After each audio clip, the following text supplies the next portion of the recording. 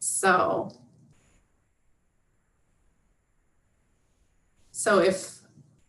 let us get started.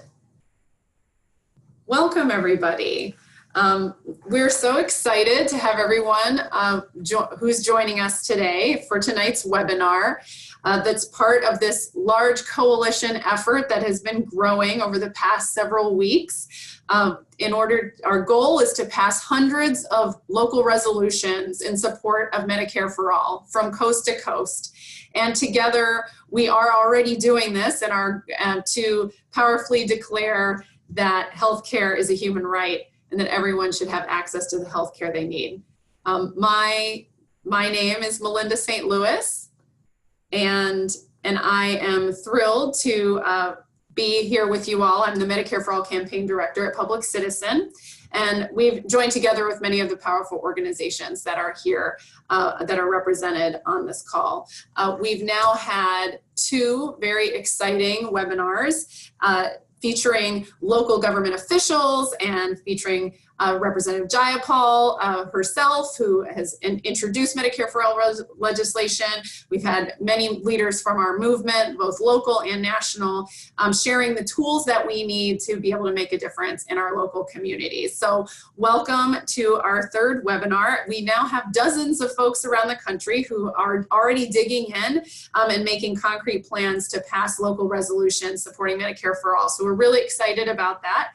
And we'll be sharing with you a new map of these efforts so you can plug in, or more importantly, help us fill out that map to get events and efforts started in your community. Our growing coalition of organizations you can find on the website, which we will share, MedicareForAllResolutions.org, has launched this initiative because local governments have a really important role to play and are an important tactic in our overall strategy to win Medicare for All, because they are at the ground level. They're seeing the impacts of our broken healthcare system and have an important role to play in building up the dialogue. So tonight we have another all-star lineup we will be joined by City Council member Lorena Gonzalez will be joining us in a bit. She's from Seattle. We also have a former Republican state legislator and small business owner from Pennsylvania who will be speaking with us, and other disability rights, physician, labor leaders, and other local leaders. We welcome all of you who are already all in this campaign and who are already leading efforts in your community. We're going to focus tonight on tools and ideas that folks can use to outreach to different groups or individuals who will be powerful advocates in local campaigns. And we also welcome all of you who are just getting started and are new to this campaign, because there's a lot of opportunity, and we hope to save some time for questions. You can put questions in the chat, the Zoom webinar chat. Our panelists will do our best to answer them, and if you are calling in, that is also great. You can send us email afterward, and we'll be happy to answer the questions that you have. So let's get started. The first thing that we will do is hear a recorded statement from one of our heroes, Ady Barkan, who is an organizer with the Center for Popular Democracy, an important member of our campaign, and he is founder of Be a Hero.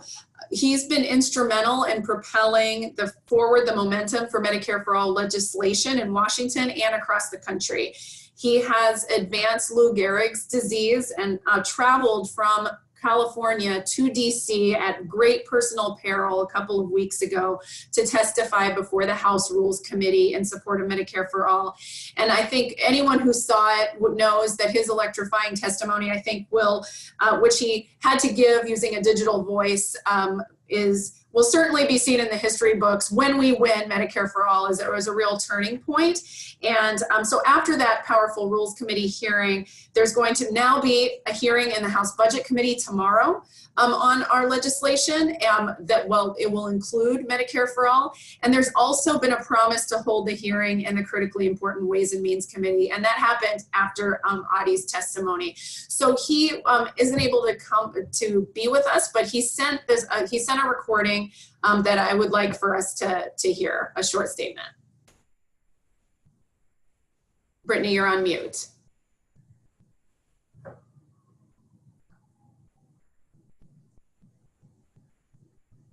Hey everybody, this is Ady. I am so grateful that you have chosen to spend your precious time organizing and advocating for Medicare for all.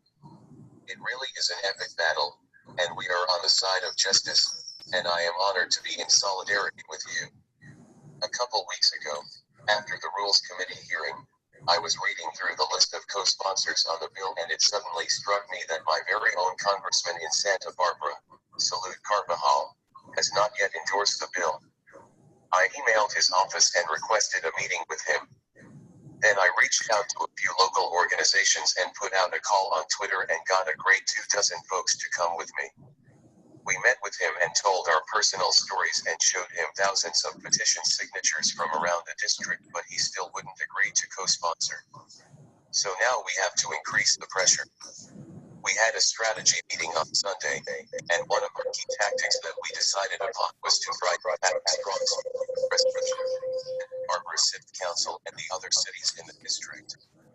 We think this will be a concrete, achievable way to show that this is a politically popular position, and it will help make Carvajal realize that he has more to fear by opposing us than by supporting us. And the process of passing the resolution will be very helpful in strengthening our coalition and broadening our base.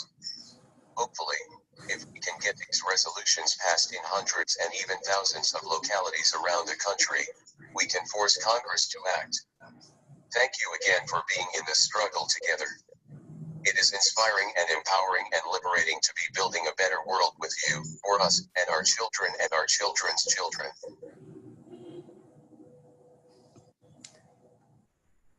So I think we can use Ady's words of inspiration to help buoy us this evening and in our the weeks ahead as we engage in this process.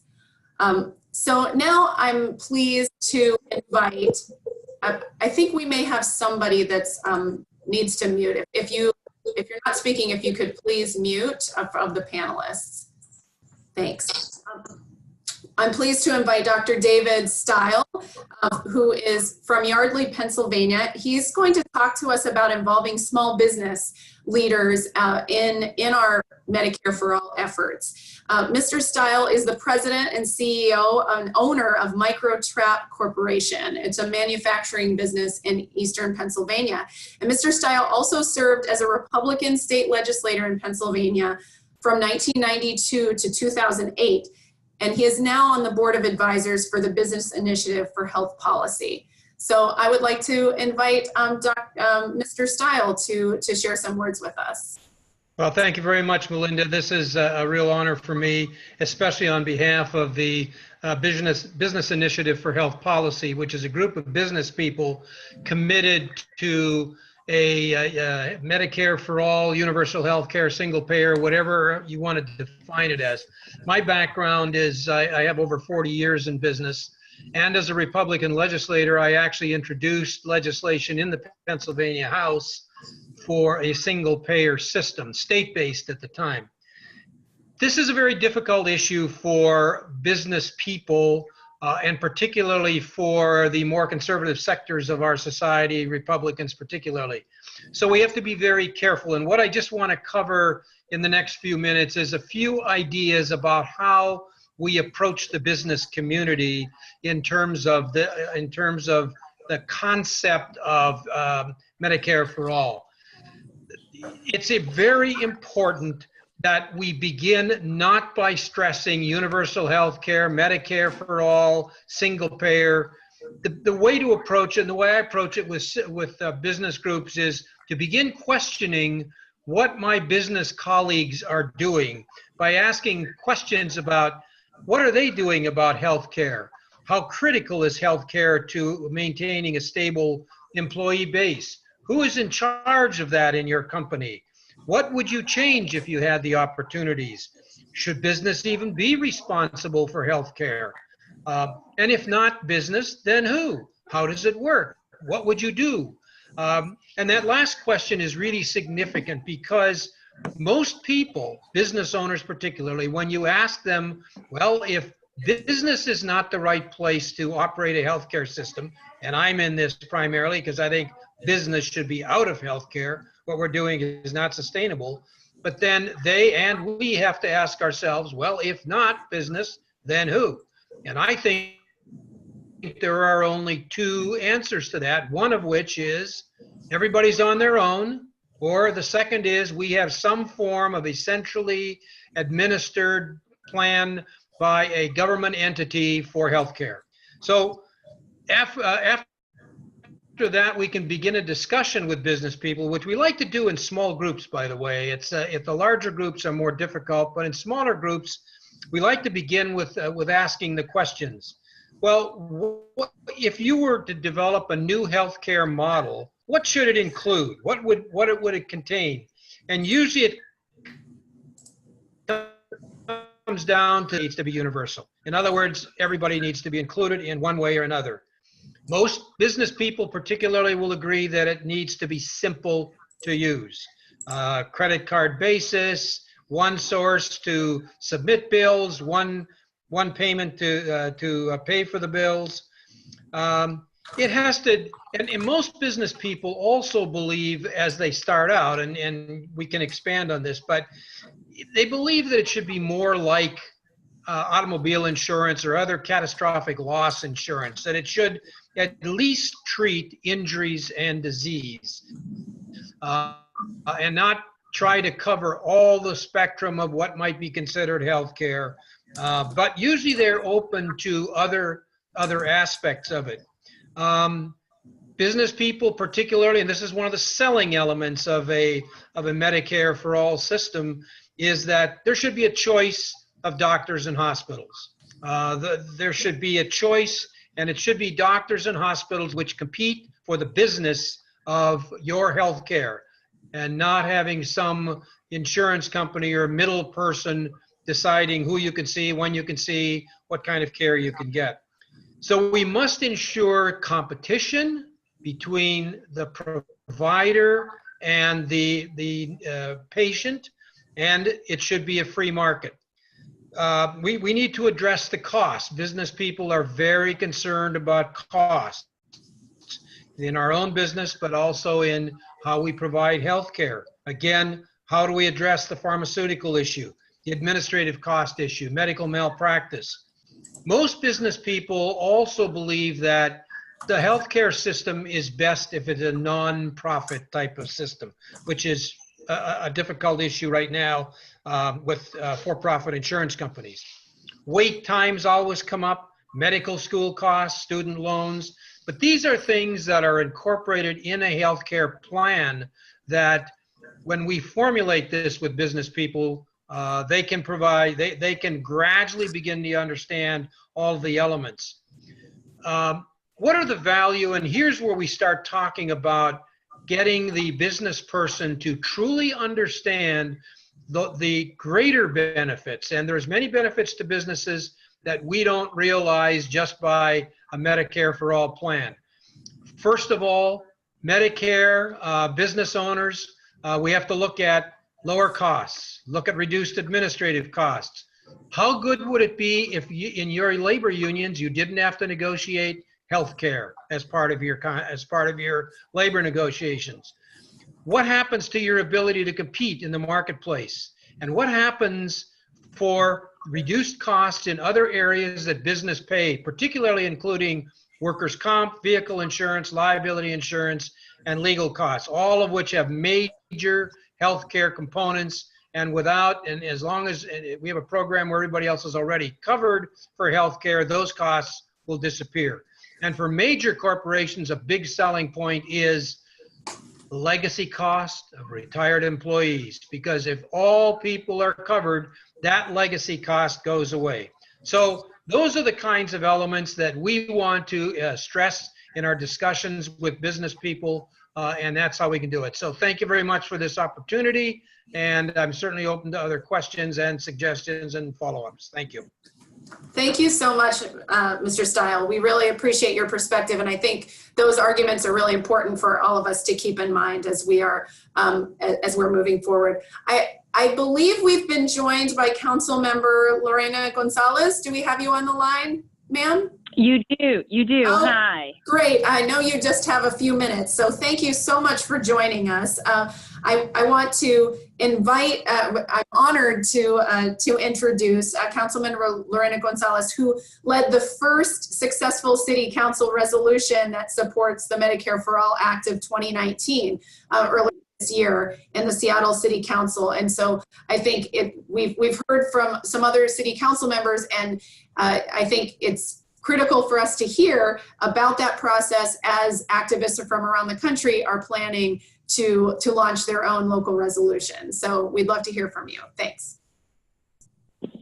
Great. Well, hello to everybody on the line. Really excited about being able to join you all for just a few moments to talk about how we pull together a strategy here in the city of Seattle on behalf of the Seattle Council to have a really successful opportunity to be the first city in the country to pass a resolution with unanimous support by the City Council and with concurrence by our mayor in support of the Medicare for All Act of 2019.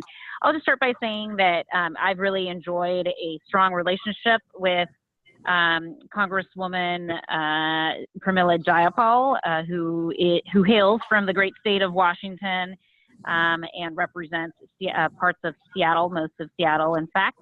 And she is also the co-chair of the Progressive Caucus in the House of Representatives. And she and I had an opportunity to have a conversation in DC early on in the year, around January, where she brought me into some conversations related to her intent to introduce and hold hearings on the Medicare for All Act of 2019. Back then when she and I spoke about how the people of Seattle, and specifically how the Seattle City Council could support those efforts, we really wanted to center the work that we did around the resolution on making sure that it would kick off a wave of momentum across the country from Seattle and beyond to really support her efforts and to give her that grassroots backing from back home as to why this important is absolutely relevant to our shared constituent base. So ultimately, we developed a plan for me to sponsor a City Council resolution in support of her Medicare for All Act 2019. The City Council went through its legislative process very quickly and adopted my resolution in early March. In fact, the same week that Representative Jayapal introduced her Medicare for All legislation in the House of Representatives.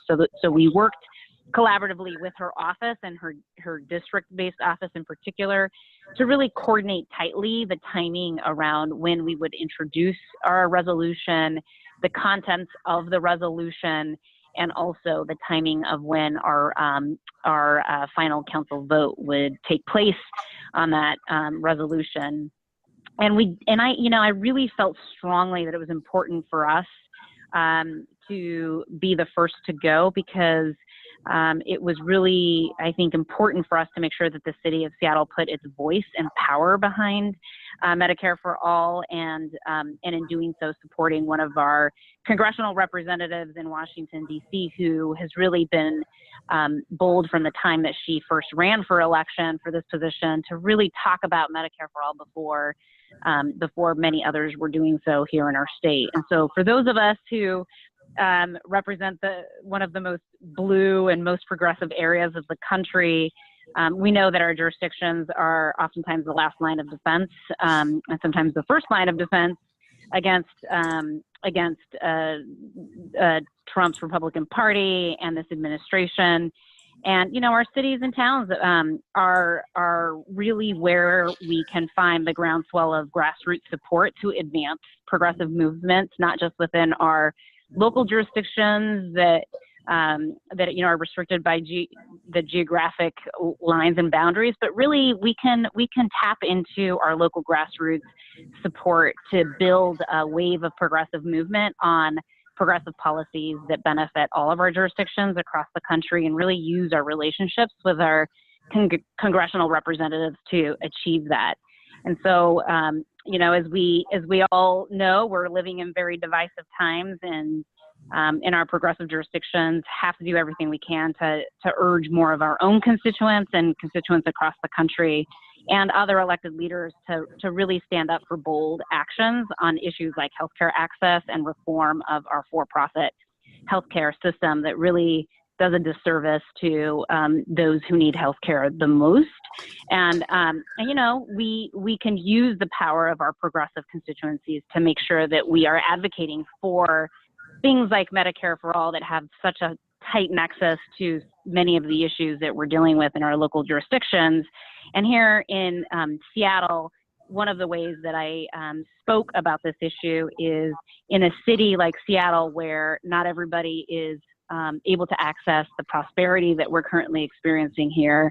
And in a period of time where the city of Seattle is in an affordability crisis that is feeding directly into our crisis around people experiencing homelessness, there is an important connection and argument to be made between the disparity in access of and the offering of affordable health care to why many of the people in our city and in our region end up having to survive on the streets of our city.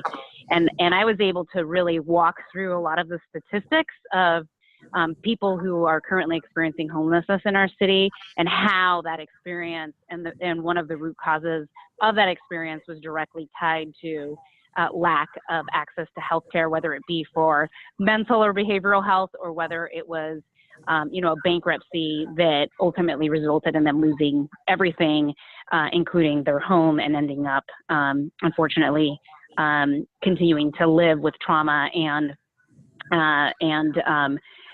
a lack of access to services by becoming homeless. So we worked really hard to make sure that there was a tie-in between how this policy would really directly benefit our local constituents, and really made a strong case as to why we all needed to stand up with our progressive caucus in the House of Representatives to really capture this historic momentum that we are experiencing here when we're talking about the concept of really disrupting this for-profit healthcare system that is, you know, designed to serve the privileged and those who can afford it, when we all know that, you know, healthcare is a right and should not just be a privilege. And so we were really excited to be able to bring people into council chambers, and had a lot of really favorable public testimony with people who've been advocating for this for decades, finally feeling like there is some hope and some momentum to really reinvigorate this movement and hopefully make it real. And as we just saw a few weeks ago, the first hearing did in fact occur. And for those of you who might have watched it, I know I did, it was deeply and profoundly moving. And I think furthers the case and the reasons as to why this should and has to be prioritized by local jurisdictions across the country. So with that being said, that concludes my remarks, and really happy to share any other information with folks who might be interested in doing the same. Thank you so much, Councilmember Gonzalez. Your leadership is really critical, and it's a really inspiring story. And it's great to see other cities starting to follow suit already. You know, San Francisco, Oakland, Cambridge, Durham, Detroit.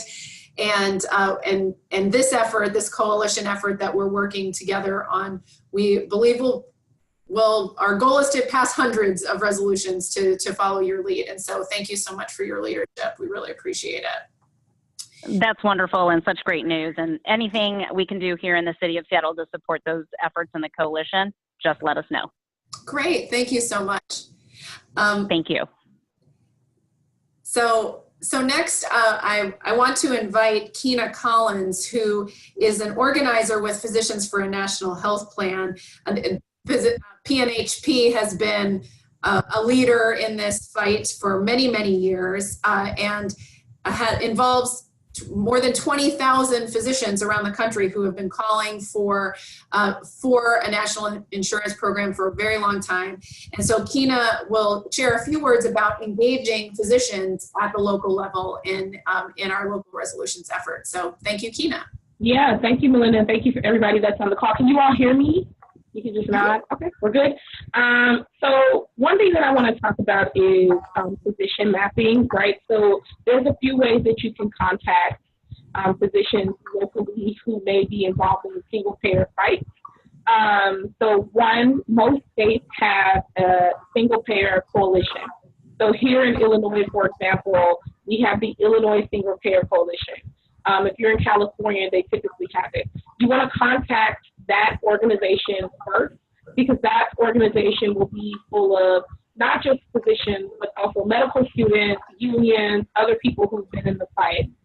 In order for your physician to be successful in being a spokesperson in this fight, they're going to need a really strong coalition with them to help back a lot of what they're going to say, right?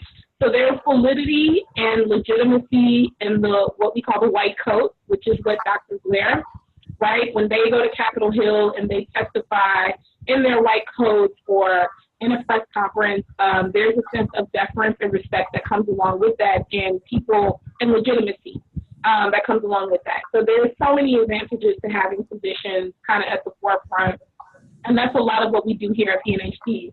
We train them, we help them organize town halls, barnstorms, bird dogging, writing op-eds so that they can get the voice out of the physician perspective. I would also encourage people who are seeking out physicians to also seek out medical students who are part of some of these groups, because medical students are essentially the next generation and next wave of physicians. And we, in the single payer fight or Medicare for All fight, we want to make it a point to say that this is a sustainable fight, and this is something that is overwhelmingly supported, not just by physicians, but also soon to be physicians, right? So relational organizing is super important when you're courting these physicians to serve as spokespeople for your campaign. And what is it exactly? It's basically, it's you reaching out to people who, A, you may already know and trust in this movement who are physicians, or like I said, seeking out organizations like PNHP or like a single payer coalition or Medicare for All coalition that have activists or sisters who are used to this work. I'm always a huge proponent to bringing new folks on into the movement. So if you have a new doctor who may not be a part of this year, I always encourage people to get them to this side, the light side of the fight, and the right side, right? So it's basically you reaching out to these people who are physicians. And why do we use this relational organizing? Putting in energy into people who we know is effective and fast. And I think these organizations, there are so many that are already on the ground. There are already so many who are on the ground doing this work that we don't want to over-repeat what other people are doing, and we want to respect the space that other people have already cultivated. And it's also just better to work smarter than to work harder, right? So if someone is already doing this kind of work, you want to link and sync with them.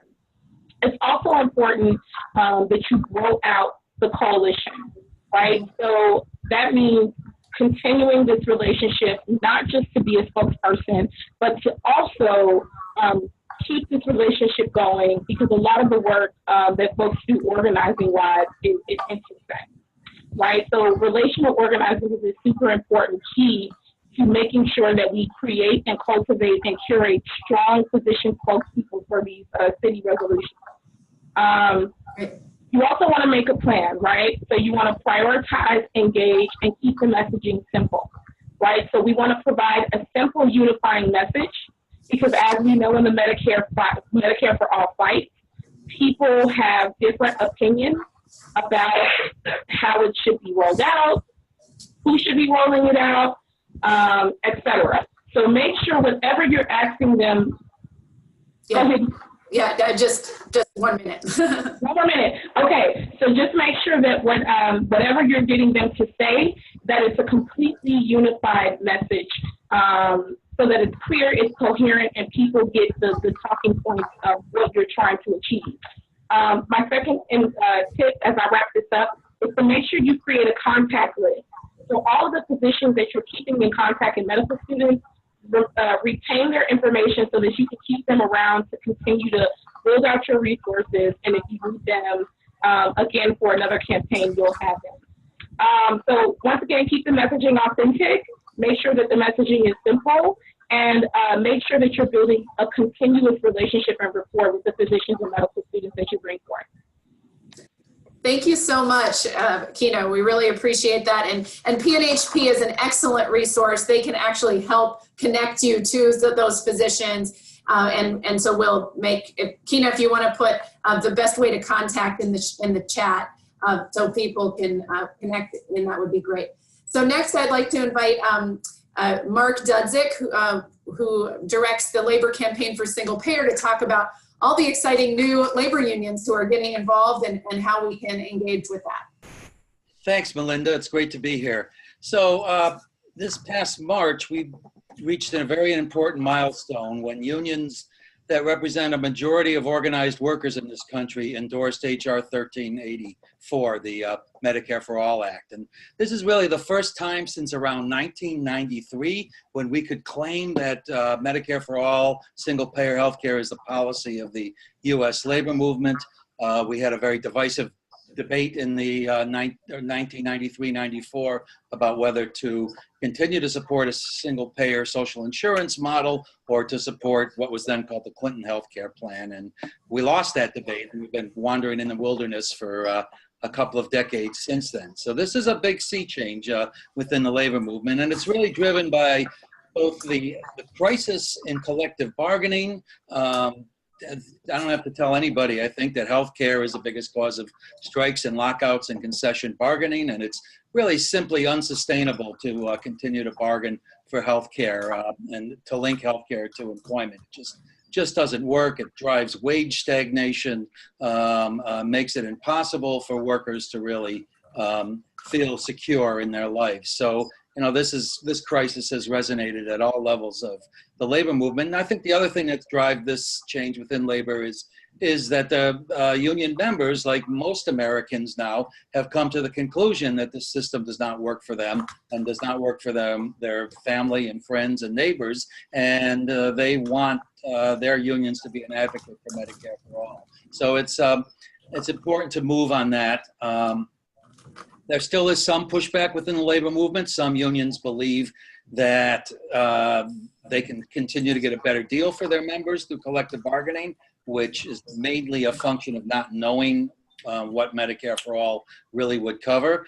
Some unions are concerned that in this period of widespread attacks on unions and an attempt to defund unions through various court decisions and other legal procedures, that if we give up the advantage that we have of fighting for healthcare for our members at the bargaining table, that we'll lose some credibility among our own members.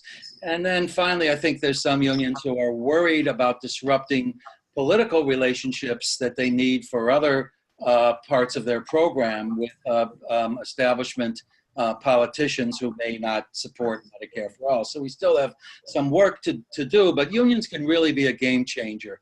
And our goal is to move them beyond what we call resolutionary politics into the real fight for Medicare for all. We think that if the entire labor movement put the kind of resources and organizing capacity into this fight for healthcare justice that unions like the National Nurses United do today, that we would win this fight.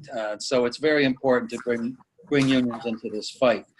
So this is what I think you can do when you think about how to use the organizing models that Melinda and Public Citizen are giving you around resolutions. Is, find local chapters of national unions that have endorsed Medicare for All. If you go to our website, laborforsinglepayer.org, you'll see on the front page logos of the large national and regional unions that have endorsed Medicare for All. and look for local chapters of those unions. Now, I have to warn you that not every local union will know that their national union has endorsed this. There's sometimes not clear communication models, and unions may have endorsed and not really communicated that internally, but it's an opportunity to engage with their unions. It's an official policy of their union. Also, I would urge people to reach out to local central labor councils. These are really the sort of the political arm of the labor movements in your communities. Every community has a local labor council. They encompass all of the AFL-CIO affiliates. Not all unions are affiliated, but most of the labor movement is affiliated, and they're often open to working with community activists around issues. Now, again, labor councils are delegate bodies, so you can't just walk in to a meeting and demand to speak. You have to, be invited to speak or have one of the delegates to the council speak on your behalf. But you should introduce yourself and look for opportunities at that level. Also look for unions in the news. Almost every union fight is about healthcare when you dig into it. All those Stop and Shop workers up in New England who were on strike last month, the strike was about healthcare. All of those education workers in the red states around the country who rose up over the past year and a half, when you dig into those fights, the healthcare is at the bottom of those fights. So look for unions that are in the news and engage with them and publicize the healthcare aspects of their fight.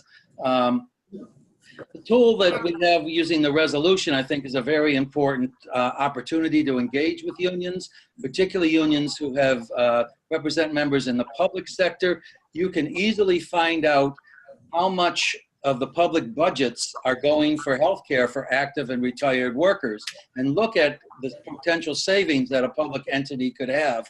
And so a union that's in a tough fight with an employer or a school district that's looking to lay off people because they can't meet their budget, you can point out that, in fact, if they, under Medicare for All, there would be, they'd be able to hire new librarians and not just lay off the music teachers. They could expand their coverage. So it's a huge opportunity to engage, and you can find ways to do that math and to work with people. And then also think about inviting, if a public body is having a hearing to discuss a resolution in support of Medicare for All, think of inviting union leaders to speak at those hearings to testify. You can invite a government employee and a private sector employee, and they can talk about the struggles and the tragedies that their members do. And that also, of course, gets buy-in from unions. So we should remember that this is all about raising everybody up. We should leave nobody behind. We should talk about raising the levels of the entire community above what even the best union contracts employ.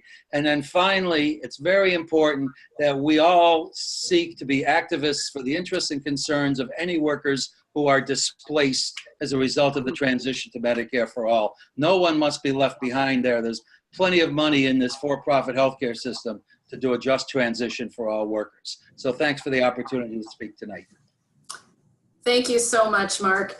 It is really critical to involve unions, and I'm actually excited to let folks know that the Machinists Union just officially joined our Medicare for All resolutions campaign as well. So we're seeing more unions getting more active beyond the resolutionary politics, as you mentioned, and so there's opportunities to really connect there. So thank you so much. Next, we've had such a great discussion so far. What I'd really like to do now is to get a bit more into the nuts and bolts of how we're building this local resolution movement alongside all of you and communities across the country. We're thrilled that so many people have stepped up already to take action, and my colleague Brittany, our organizer at Public Citizen, has been talking with dozens of activists who are organizing in communities around the country. So we'd like to get an update from her and share our brand new map on the Medicare for All Resolutions website. So welcome, Brittany. Are you on mute, Brittany? Hi. Great. Hi, everybody. We're getting through this. It's kind of a hard act to follow the last few speakers, but I am going to focus on technical stuff here so I don't have to sound as wonderful. So This is our Medicare for All Resolutions website, and what I'm going to do here is I'm going to show you this new interactive map we have put on the website to help you join or start an organizing effort for a Medicare for All resolution in your town. So this is medicareforallresolutions.org, and if you go to Take Action in Your Town and then find your town, whoop, whoop, there's our map. So there are 3 types of markers you can see here as indicated by the key on the right. The red marker indicates an upcoming event, and if you click on it, you can see the details of the event and how you can RSVP. So we'll be hearing about this one in a sec, but you can just click on this link. Yes, I do want to see it. And there you go. So the green markers indicate that a resolution has been passed. So for example, I'm going to click here for the Durham resolution, and then you can read the text by clicking the link, and there's the text. So finally, we have these blue markers, which indicate that an effort to organize for a local Medicare for All resolution is happening in this location. So here's Juneau in Alaska, and this indicates that there's somebody organizing, there's people organizing on this, and if you're from there, you can click on the icon, and then there's a link you can click to join this organizing effort, and then that will take you to a page where you can sign up. But also, if you don't see your community on this map, say you're organizing in Salt Lake City and for some reason you're not here and you're organizing, or maybe you live in Salt Lake City and you'd like to find other people in your area who are interested, you can contact us to get involved. So sign up to get one started. And there's the form right there. So I'll keep it short and sweet, but if you have any questions, I'm going to put the link. If it hasn't gone already, I'm putting the link to the map on the chat, and also I'm putting my email address. So if you have any questions about the map or signing up, you can send me an email. Great. Thanks, Brittany. I want to, again, really encourage, this is our main kind of action item for tonight. Please look at the map. I put the link in. Brittany's going to put it in the chat again. So you can click on it, look and see if your community is in there. Sign up to, if you're within driving distance of one of those dots already, and if you're not, if you're willing to join or host an effort, please let us know, and we are providing a lot of step-by-step instructions, guidance, and support. So please do that.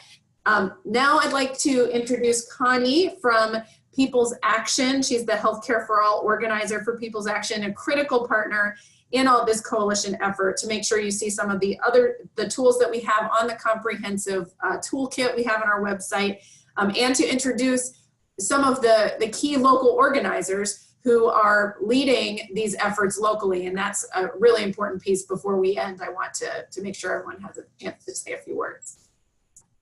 Great, thanks Melinda. Hi everybody. So just a little bit about People's Action. We're a national network of organizations fighting for people and community over corporate greed. And tonight I'm going to talk about the tools for activists, because we have an entire section of the website that is dedicated to resources and tools that you can use in your organizing. And this is here for you, so you can devote more of your time and effort to the most important thing that you bring to the movement, which is you organizing your community and organizing your elected officials to support Medicare for All. So I'm going to share my screen here. Okay, and basically, so from the home page, you're going to click on either Tools for Activists up here or Tools for Activists down here. And that'll take you to this page here, which is our entire toolkit. And there are 3 sections to this page. Steps to pass a resolution, which there are essentially 5 steps if you want to simplify it. And then quick resources, which have, you know, template language, talking points, and then fact sheets and videos, which are educational tools for when you're ready to, you know, take a deeper dive into the policy, or, you know, you're encountering some common questions in your conversations. These are good resources for you to look at to get some more information. So we heard from a number of people tonight about how to engage, you know, a wide range of people, including business owners, conservative voters, physicians, and then Brittany just walked you through the map about how to get plugged in. So whether you are plugging into an effort that is already happening or starting a new one, here's how you can help organize an event. So basically you would go to step 2, which is plan an organizing party to get started. Click there. And then the thing that we want to highlight tonight is outreach tips to get people to your event. So if you click there, this document will come up. And basically you'll find a lot of good tips here for doing your outreach and getting your organizing started. And, you know, we want to highlight this as something that's really important because we're building a grassroots movement, right, in support for Medicare for All. And while our goal is to pass as many local resolutions as possible, it's also important that we build the grassroots movement needed to win Medicare for All at the federal level. So that means us connecting with our family, our friends, our neighbors about it, and getting their support and moving them into action. So this is an important thing that they can plug into at the local level. So take a look at the toolkit, get familiar with everything. We think you'll find them really useful. Okay. So next I'm going to introduce, or I have the privilege of introducing a fierce community leader who I have the pleasure of working with or collaborating with at People's Action. Her name is Christy Fogel, and she is the founder of the Maryland Progressive Healthcare Coalition and also is a leader with Progressive Maryland. So I'll go ahead and hand it off. Hi everyone, can you hear me? Yes. Okay, great. So I'm Christy Fogel. Thanks for introducing me, Connie. What we've done in Maryland here is we have brought together most of the progressive groups that are actually in Maryland and either were previously working on Medicare for All or wanted to work on Medicare for All.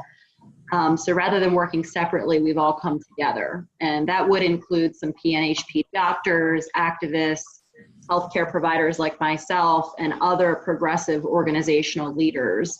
Every day we're building power by adding new organizations and new individuals to this coalition. And so what we're doing right now is pretty simple. Actually, the way that our strategy is pretty simple. We have 3 congressmen who have not agreed to sign on to HR 1384, unfortunately. Even with our lobby visits and pressure, they are still refusing to budge and sign on. And so that's where the local resolutions piece of this comes in.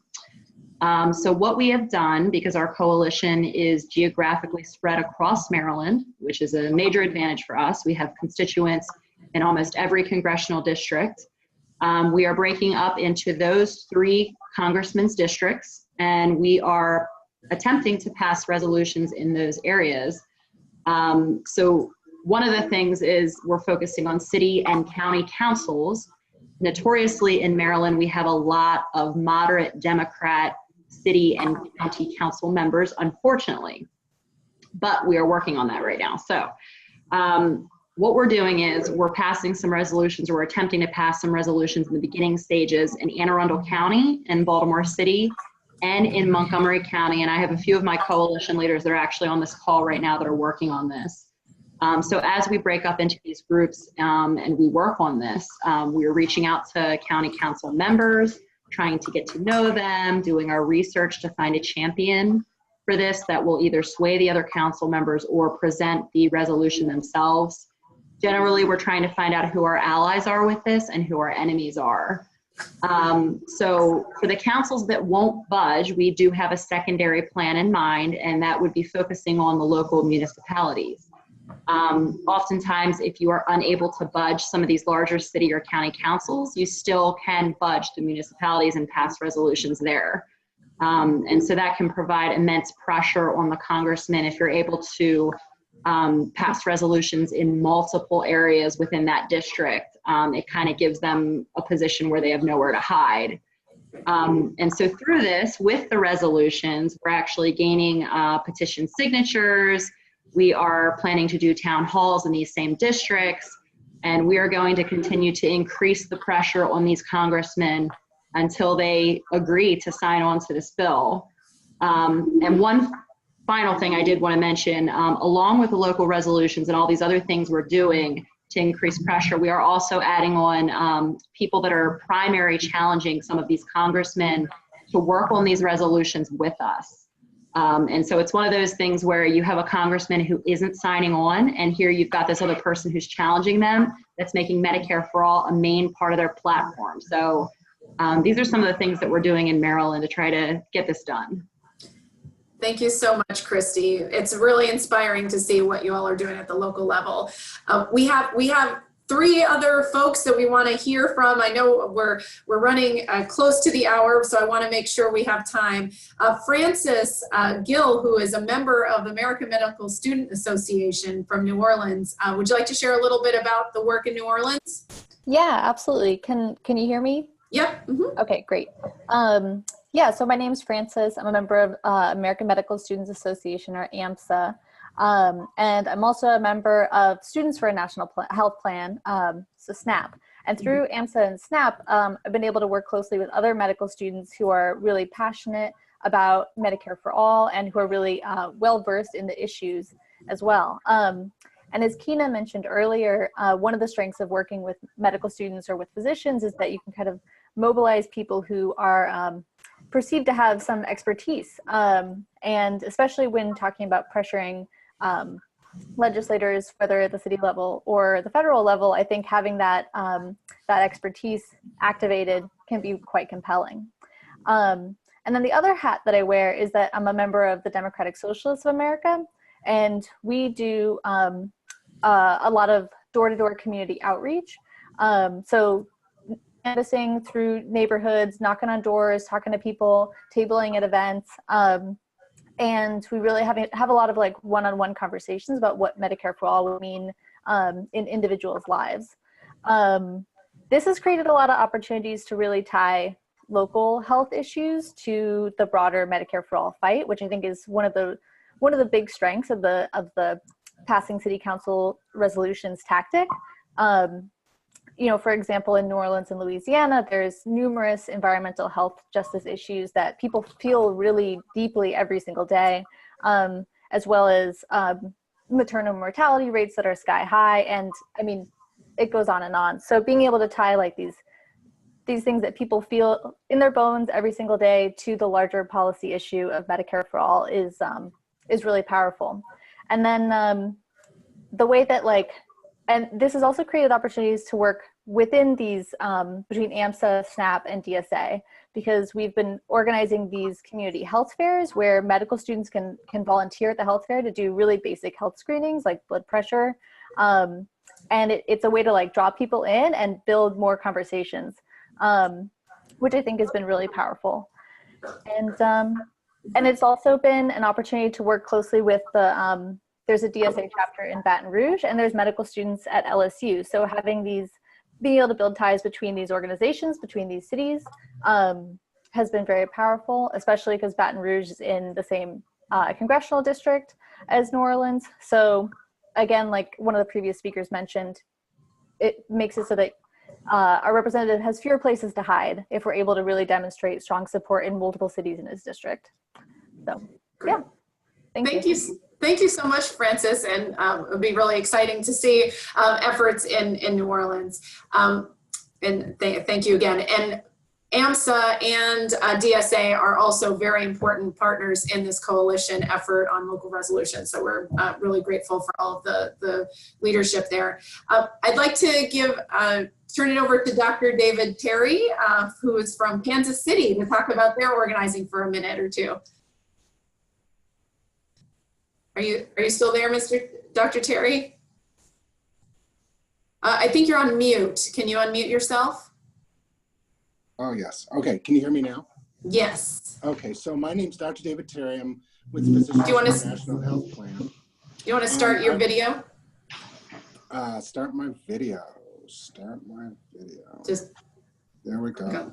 There you go. Right. Okay. Okay. So I'm Dr. David Terry. I'm with Physicians for National Health Program. And we are currently in the process of working with one of the small communities in Kansas City area to develop a resolution for Medicare for All, single payer health program. We began about PNHP in Kansas City was developed last September. Shortly after that, we joined a coalition, which includes the National Nurses United, DSA, Our Revolution, Healthcare Now, and our prime focus is, of course, on healthcare. We were lucky to have a councilman part of our group in being able to work at getting a resolution passed in Kansas City suburb of Marion. So we have about 8 people that are working on this project, including the councilman. We're working in pairs. Every 2 weeks, Marion opens up their town hall and has a council meeting where residents of Marion can come and tell about personal stories and then invite someone else to come and talk to them about what the issue is. So we paired ourselves up with a person who's willing to give a personal testimony about medical issues that they've had and how it's affected their lives, and with a physician or with another person who's able to discuss the whole issues of single payer. David Steil did a wonderful job in doing a 5-minute synopsis on the benefits of a single payer system, and that's what we're using inside the city council in getting them to pass a resolution. So there's 2 parts that we've really identified that's helped us work towards resolution.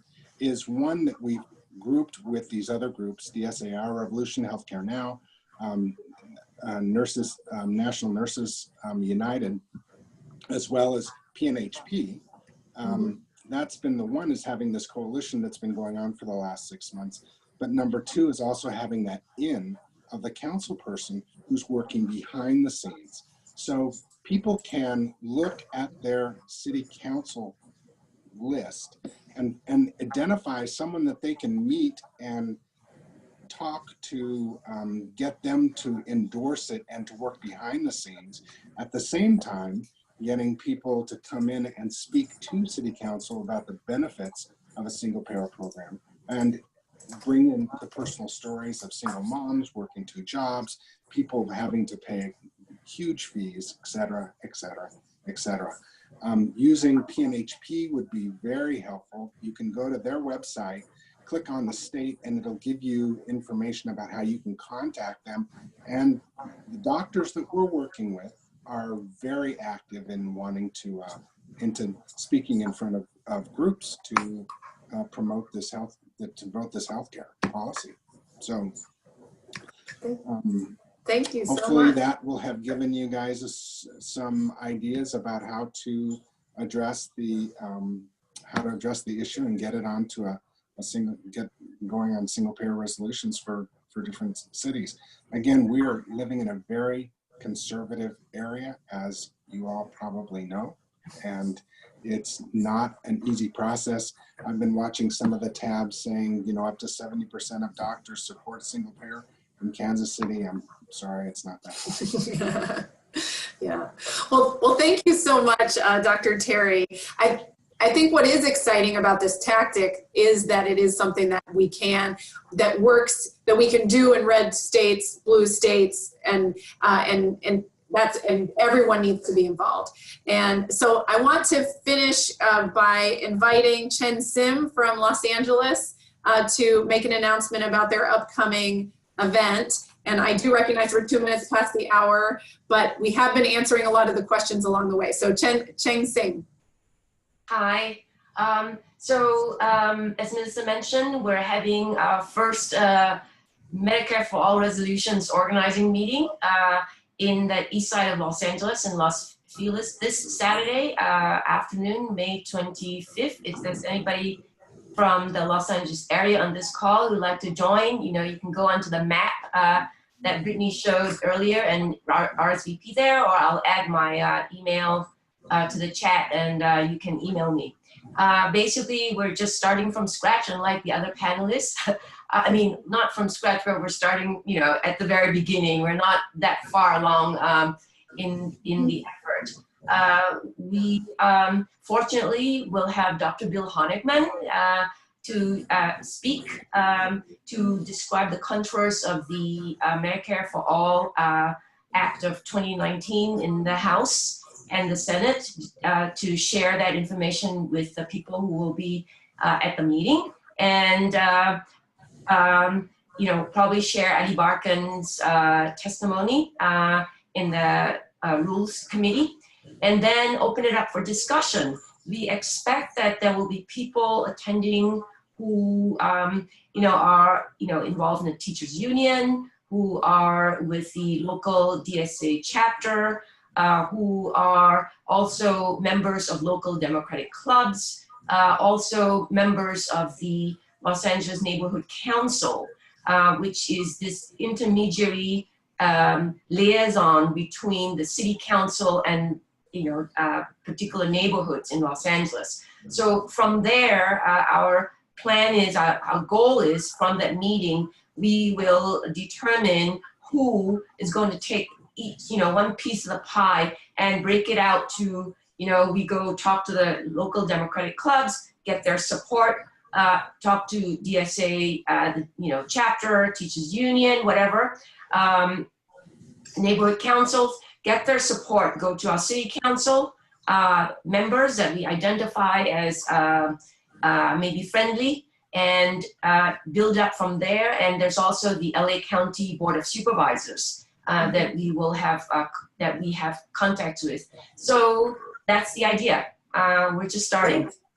That's so exciting. I'm thrilled to hear from folks all around the country, and you can hear people are at different stages. That's wonderful, and through these efforts, this is how we are going to pass hundreds of resolutions. So I'm thrilled. I want to respect everyone's time, and I'm sorry we didn't have specific question answer session, but I know our panelists did a great job of answering questions along the way.